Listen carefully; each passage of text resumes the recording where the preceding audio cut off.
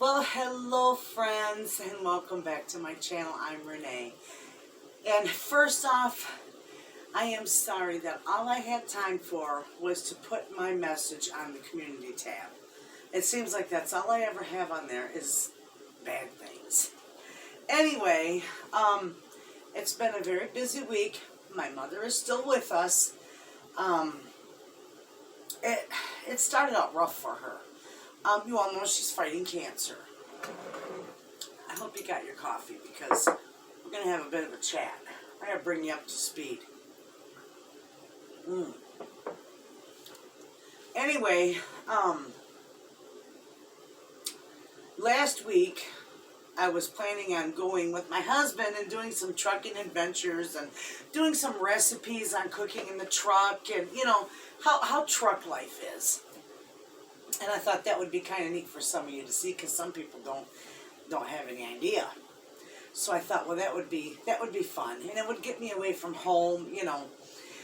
Anyway, that Sunday morning, we would have left Monday morning, but that Sunday morning, my sister-in-law called me, and I knew my mother wasn't feeling the greatest, but I wasn't sure. I thought, you know, she kept saying it's remnants from her chemo. So my sister-in-law called me and said, Papa can't wake Mama up. She said she's not responding. And I freaked out. And I went flying up there, my husband and I, literally, she was not responding at all. And the day before that, I had taken my mother to Traverse for a brain scan. That was on a Saturday. And she tapped me on my arm on the way, and she said, no, you promised me no more hospitals. After this, no more. I can't take it no more. And depending on what the scan reveals, she says, I may even stop my treatment. Because she said, this is just killing me. And I said, okay, I promise you I'll keep you home.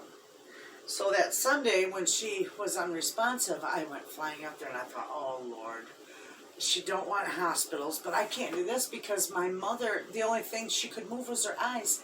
Mind you, I just tested her oxygen. Her oxygen level was 74. Well, no wonder she wasn't, you know, she was non-responsive. Well, I thought maybe she had a stroke. So I sent her to the hospital. I told my sister-in-law, I've got to send her. I've got to know, you know, what this is. We can't have this. And, well, no, it wasn't a stroke, friends. Her brain cancer had progressed. And it was basically the oxygen level that did that to her. Because between the COVID and the chemo, it absolutely destroyed her lung tissue. So, make a long story short, they got her oxygen level up, and she looked at me in the hospital, and she said, home.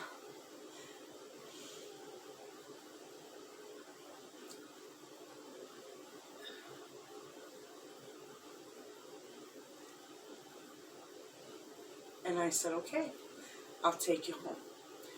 And the doctor said, I told the doctor, I pulled her outside the door, and I said, she just wants to go home.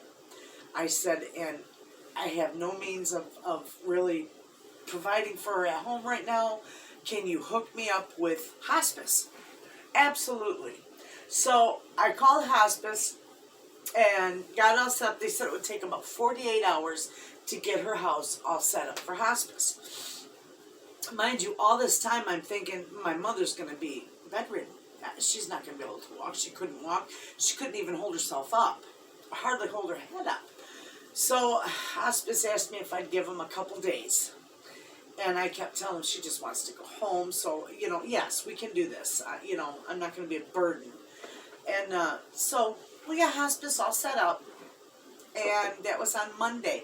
We didn't expect it for Tuesday. But Monday morning, everybody started calling me. Hospice was set up by Monday at 5 o'clock. We had everything taken care of. And they brought my mother home Tuesday morning at 9 o'clock.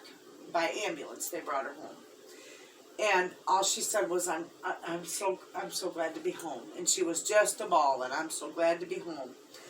And she looked at me and she said, well, she said, this is the beginning of my end.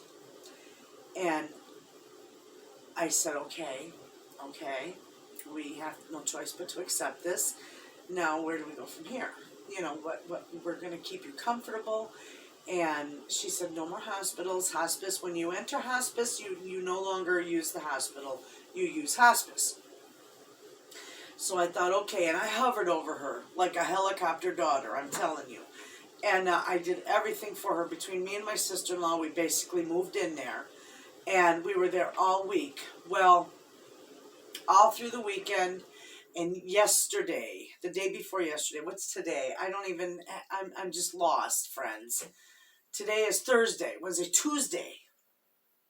My mother says, during that week, they gave her some medication. I think it was steroids and different things to take the swelling down around the tumor, because that was also causing problems for her. So now she is alert.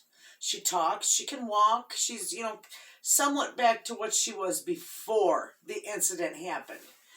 And, we'd hovered over her a week and a half, and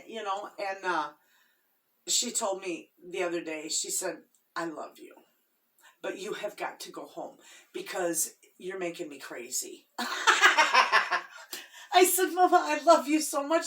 What do you want me to do? I'll respect whatever you want, And she said, I've had so many people in and out of here. I just need some privacy. Papa and I need some time alone. She says, I'm okay. I get up, I walk, I can do this, I can do that. Papa can cook. Mary's around the corner. She can bring meals. And I said, that's okay. You don't have to explain everything away. There's only 2 things I want you to do for me to go home. I said, number 1 is don't lock the screens, because if something happens, I got to be able to get in the house. The screen doors. I said, and 2, we got to have the phone moved into the living room from the dining room so that it's right there handy for you. Otherwise, my mother leaves that phone sitting on the table and it dies. And then that's the only phone they got. She said, okay. So, of course, I came home. Worried sick. Because I remember the state she was in on Sunday. And I thought, oh boy, here we go. And, but I got to respect her. You have to respect their wishes, especially when she is able still to make her own decisions. Yes, I'm her power of attorney, but not until she can't speak for herself. And I completely, 100% respect that. Even if I don't agree, I have to respect that. It's just the way things are. So I come home and we got her all set with everything, and I don't think my sister-in-law slept very good either, but I didn't. I slept maybe 4 hours. I woke up at 2 in the morning, and I didn't go lay down until after I talked to her again at 9 o'clock in the morning. But she said it was wonderful. They did fine. Everything was good, and, so now that we know that she's okay with that, I talked to the hospice nurse, and I told her what was going on. She says, go give them their privacy. They're fine. They're fine right now. She said, she's going to need you soon, but not right now. She said, so just give her space. So I did. Whew. And it's like I come home, and I think I slept 2 days. I have slept. I don't know which is worse, being physically exhausted or mentally exhausted. But it just wipes you right out. Anyway, so she's doing good so far. She's okay. We know this isn't going to last. I mean, I'm not sitting here hoping for a recovery, because no, in fact, there is no recovery. We understand this. We accept it. We've been so blessed to actually have this little bit of time to converse, to talk, to live, laugh, and love before it's done. And that's what we do. My mom was a little, she seemed, well, of course anybody, I'm sure, terminally ill. I've never been there in that position. I don't know how, the feeling on the inside, but I'm sure anybody who is terminally ill may be a little fearful of the end. So I wanted to make my mother very comfortable, at peace, and I wanted to diminish as much fear as I possibly could for her. So my sister-in-law brought this book to us, and it's called Heaven. And let me tell you, friends, that is probably the most beautiful book beside the Bible that I have ever read.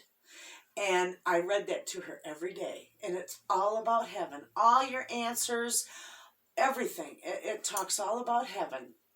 And biblically based, of course. But I'd read that to her, and she would just sit in awe and listen to me. And you could just see peace come over her. And she was relaxing, and, you know, I know it might sound stupid, maybe, or some people might think it's morbid, but she's kind of excited about heaven after we've been reading that book. And there's no fear left in her, wonder or, you know, of fear of the unknown. She has done very well. So I did my best. And there's going to come a time when I'm going to have to be up there full time again.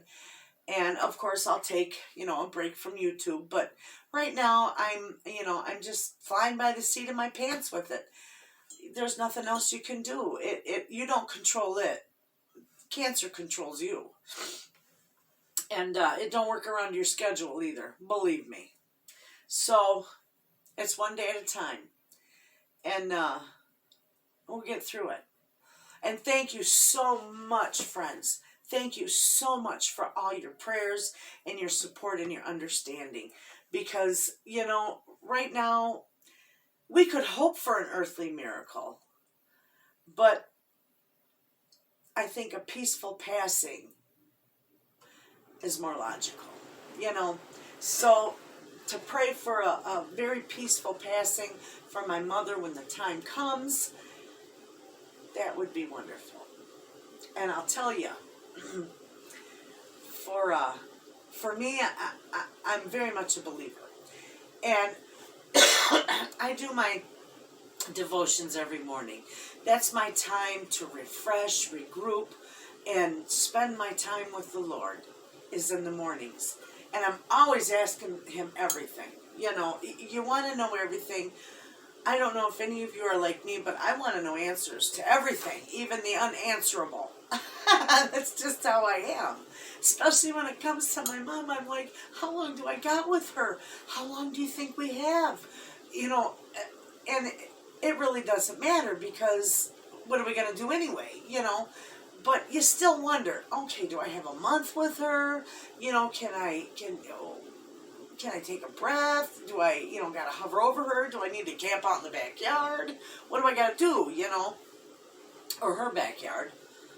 Anyway, so I was doing my devotions one morning, and I'm telling you, as sure as there's a God in heaven, I said, please, Jesus, let me know somehow how long I've got with her, so I can plan for family events, for whatever, to give her the most of what we can give her, and in the short time we've got left. I know that sounds nuts, believe me, but I'm not nuts, It's just, I'm on a roller coaster. So I opened my devotion books and my Bible, and I started to read like I normally do every day. And I get in my inbox, I always get this daily verse from dailyverse.net. It's wonderful. They'll email you a daily verse every day. And I usually open that first, and then, I read my daily verse, and then I do my devotions. Well, for some reason, this time I started reading first. And then I prayed, and that's when I was asking everything, and, I want my questions answered. I need peace, I need strength, I need everything. Right now, I'm literally on my knees. And you know the old saying, when you're on your knees, you're taller than trees. So, I just prayed for strength, and I prayed for some answers. God, just comfort me and just somehow let me know, how long I've got with her. And I opened my daily verse when I was all done. And I kid you not, it was from Isaiah. And it said, when the time is right, I, the Lord, will make it happen. If that's not God talking to me, I don't know what is, okay? So with that, I thought, okay, I'll accept that. When the time is right, he'll make it happen. That's it. I accept it. So I don't know, and I'll never know. And it's okay, I'm not supposed to know. We're just supposed to live and laugh and love until the time is right. So, with that, I've been home now a couple days, and the chickens are doing good. A friend of mine was taking care of them. And, I just laughed because he gathered the eggs for me, and I said, just put them in by my kitchen sink. They'll be okay until I get home, And he forgot them outside. So when I come home, I had like a dozen eggs laying in my cart, and they were all like this big and busted. They exploded in the cold. So I can't use them. But my chickens are back. The hen den is back up and running. They're giving me eggs like crazy now. I think right now I'm starting to gather about a dozen and a half each day, and they're doing good. They're doing very good out there. I think they're smelling spring in the air and they're itching to get out. Because usually I open the door, and in the wintertime I can just leave the door open while I'm feeding them and gathering eggs and stuff, and they don't come out. They don't want no part of that. They stay right in there. Well, now I open the door and they're all wanting to run out. So, they know spring's coming. It's coming. These warm days, we're having, I think we were 40 degrees, 37, 40 for the last couple days. And now it's down to 27, and it rained yesterday, so everything's frozen today. The roads are nasty. The schools are closed because the roads are just a glare ice. And, but those couple of days of warm air was nice. And my mother never had internet in her house. She really doesn't know how to use a computer, except the ones when she worked, So I thought, okay, I want her to be able to see her minister, because every Sunday she would go to church, but she, since, COVID, she hasn't been able to go, and that's been a couple of years now, 2.5 years now? Anyway, so they video record it, and then they put it up on YouTube. And so now she'll be able to watch it on YouTube every Sunday, where she couldn't before because she didn't have internet. So I got internet hooked up there, and then I bought her a little laptop computer. Not little. I bought it bigger because my mother is having trouble with her eyes. I think her vision's getting a little dim. She might have some pressure on her eyes from her tumor. So her eyes are getting a little dim, and then she has a little problem with blurriness in her right eye. So I got a 15-inch screen on it. It's a nice size screen.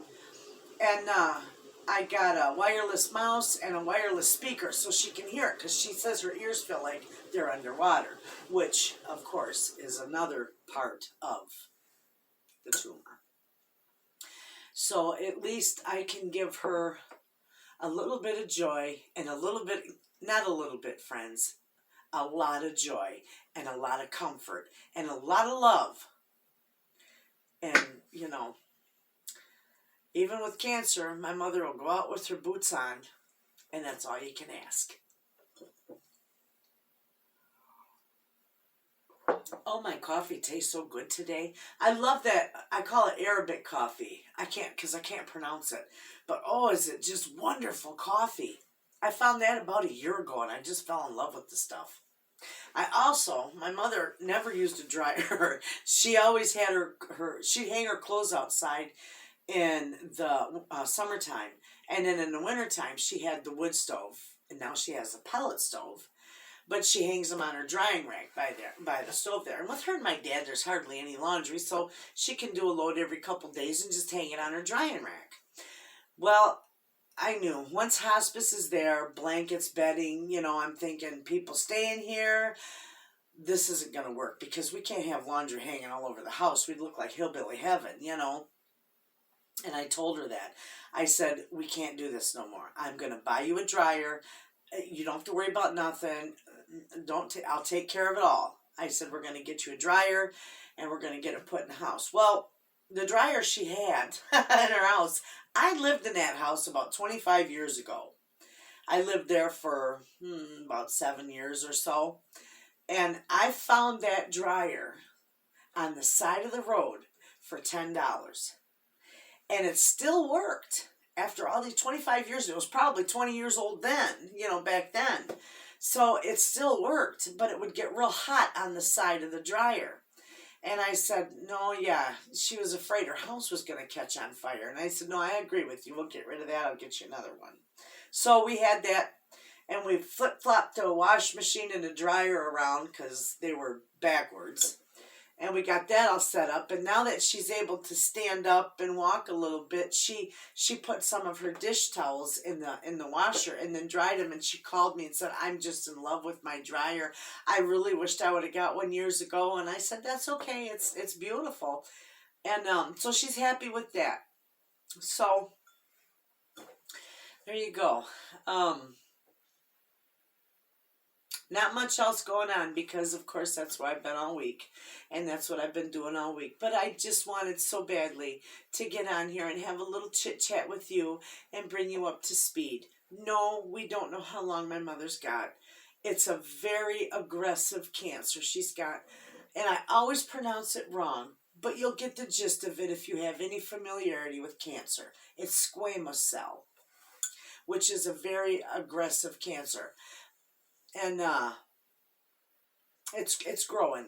I mean, when she had her scan from Saturday to Sunday, one day, Saturday to Sunday, it had significant changes. So it's a pretty rapid growing tumor. And right now I just pray because the location that it's at, it could very well cause her to lose her sight. And they told me that, and they said don't be surprised because it's she's got a risk of that. So I just pray that she doesn't, because that would be the most horrible thing ever, and I just pray that doesn't happen. So maybe you can pray for me for that, for my mother. I told her all your comments. When she did her soup video, and she was just tickled.